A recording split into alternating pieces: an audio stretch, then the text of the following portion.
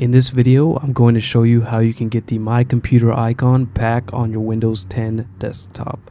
So what you're going to want to do is right click anywhere on your desktop, go down to Personalize, and then you're going to go to Themes, and over on the right side, Desktop Icon Settings. And you'll notice there's a few icons you can add to your desktop. For the sake of this video, we're only going to add the computer icon. Once we select that, we're going to click Apply, click OK, and we can exit out of these settings.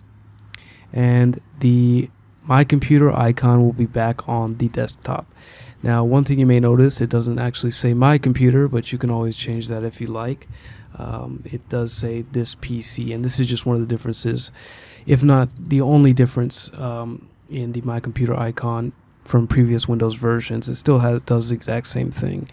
Anyways, I hope you guys enjoyed the video. If you have any questions, feel free to leave a comment in the comments section below. If not, don't forget to leave a like, and thank you for watching.